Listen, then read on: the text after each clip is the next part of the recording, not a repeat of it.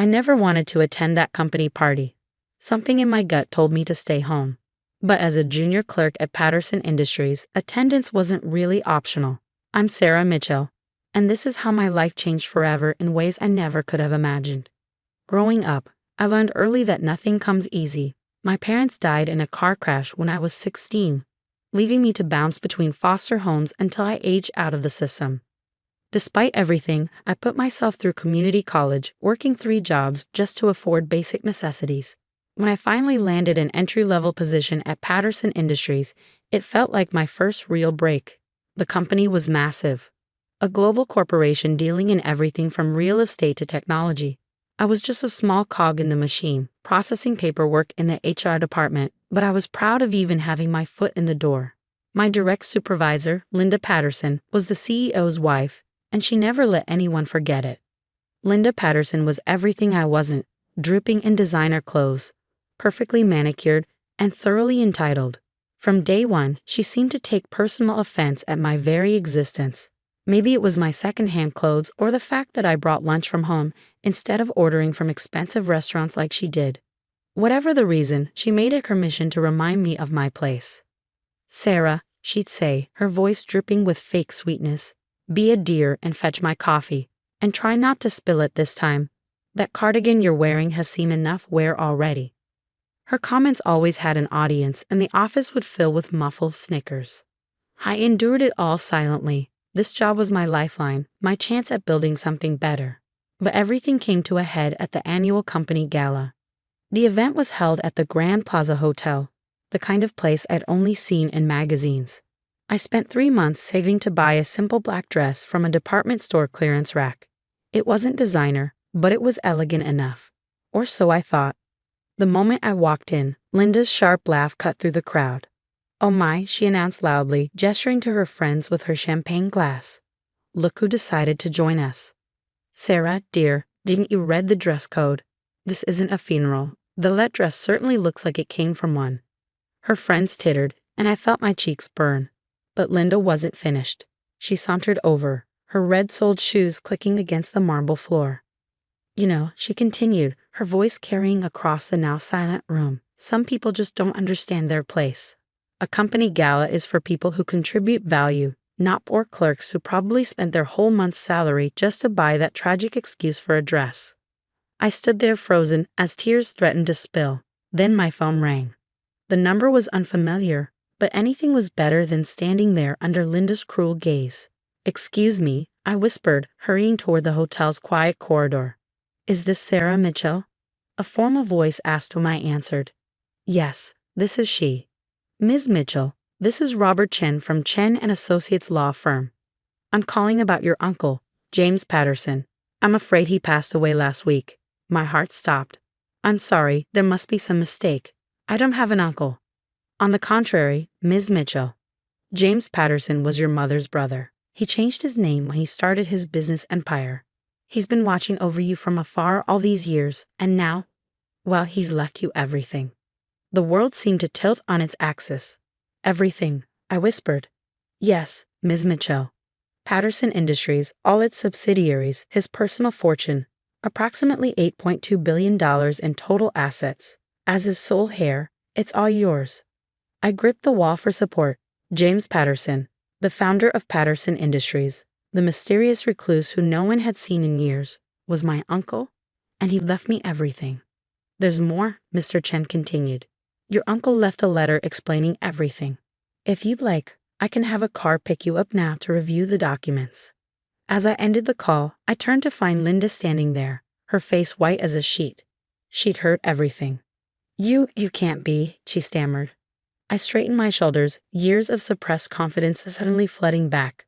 "I believe you were just saying something about knowing one's place, Linda." The next few hours were a blur. Mr. Chen's car, a sleek black limousine, picked me up from the hotel. As Linda and the other party guests watched in shocked silence, I walked out with my head held high. At the law firm, I learned the full story. My mother and Uncle James had been close as children, but their parents' toxic marriage drove them apart. When James changed his name and started building his empire, he lost touch with my mother. He only learned about her death and my existence years later. He wanted to approach you, Mr. Chen explained. But he worried you might think he was trying to buy your affection. Instead, he watched over you from afar, making sure you always had job opportunities, though he never interfered directly. He wanted you to build your own strength. The letter Uncle James left me brought tears to my eyes. My dearest niece, I've watched you grow into an extraordinary woman. Despite every hardship, you've shown grace, resilience, and determination. These are the qualities that build true success, not inherited wealth or social status. I'm leaving you everything not because you need it, but because you've proven you deserve it.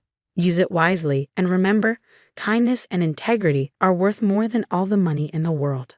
As I sat in my tiny apartment that night, surrounded by documents detailing my new reality, my phone buzzed continuously with messages from coworkers and executives who've ignored me just hours before. But one message caught my eye, an email from Linda Patterson. Sarah, I hope you can find it in your heart to forgive my behavior. I never knew. I smiled, thinking of all the times she'd humiliated me, all the coffee runs and snide comments. Tomorrow, I would walk into Patterson Industries not as a clerk, but as its owner, and I had some changes in mind. But first, I needed to understand exactly what I'd inherited. As I began going through the company files Mr. Chen had given me, I discovered something that made my blood run cold. Hidden in the records was evidence of a scheme so shocking, it would change everything again. Looking at the documents before me, I realized this was just the beginning of my story. The documents scattered across my coffee table told a story that made my newfound inheritance seem like just the tip of the iceberg.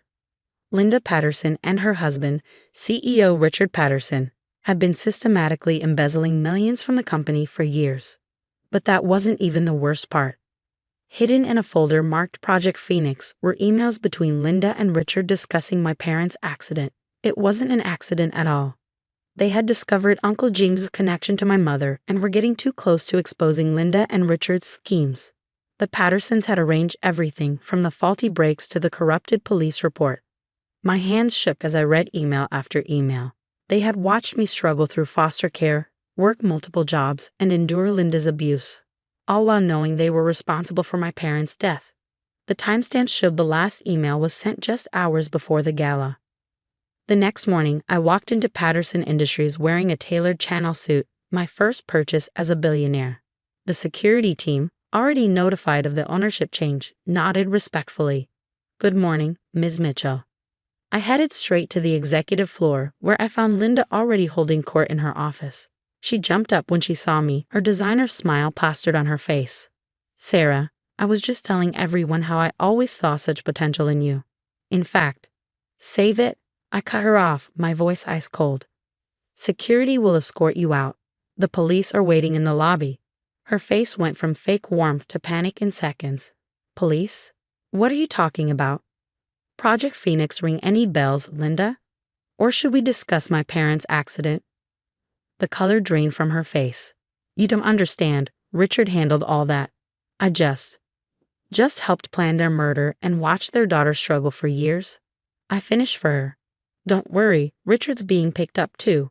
As security led her away, her screams echoed through the halls. "You can't do this. Do you know who I am?" "Actually," I replied calmly, "I know exactly who you are. And more importantly, I know what you did." The next few weeks were a whirlwind. The evidence was irrefutable. Richard and Linda Patterson were arrested and charged with multiple counts of fraud, embezzlement, and first-degree murder. Their perfect world crumbled as quickly as mine had changed. During their trial, I sat in a courtroom every day, watching as they were sentenced to life in prison without parole. Linda's designer clothes were replaced with an orange jumpsuit, her manicured nails now plain and short. But revenge wasn't my end goal. Uncle James's words about kindness and integrity echoed in my mind.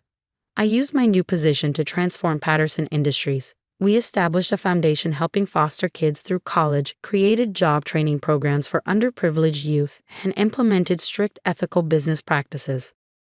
5 years later, I stood at the podium accepting the Humanitarian of the Year award. The company had doubled in size, but more importantly, we'd helped thousands of people build better lives. After the ceremony, I visited my parents' grave, placing fresh flowers beside their headstone. "I hope you're proud," I whispered. "Everything I am, everything I've built, it's because of the strength you taught me." As I turned to leave, I noticed an elderly woman watching me. She approached slowly, tears in her eyes. Ms. Mitchell, I'm Margaret Patterson, James's and your mother's mother. Your grandmother. I froze, studying her face. She had my mother's eyes. I've wanted to approach you for so long, she continued, her voice shaking. When I heard what Richard and Linda did, I'm so sorry. I failed your mother, failed the whole family. But watching you transform the company, helping others instead of seeking revenge, you're everything your mother was and more. I thought about Uncle James's words about family and forgiveness. Taking my grandmother's trembling hand, I smiled. Would you like to get coffee? I'd love to hear stories about Mom. As we walked away together, I realized that true success isn't measured in dollars or revenge. It's measured in how we rise above our circumstances to help others. Linda and Richard had tried to break me, but instead they'd made me stronger. And now I was using that strength to break the cycle of cruelty and build something better. The clerk they'd once mocked had become not just their boss, but something they could never be, a force for positive change. And that was the sweetest revenge of all. That night, as I sat in my office overlooking the city, I opened my mother's old locket, the only thing I had left of her. Inside was a faded photo and a tiny note I'd never noticed before. In my mother's handwriting were the words, "To my dearest Sarah, your heart is your greatest strength. Use it wisely." I smiled, knowing that's exactly what I'd done. The poor clerk they tried to break had become something far more powerful than they could have imagined.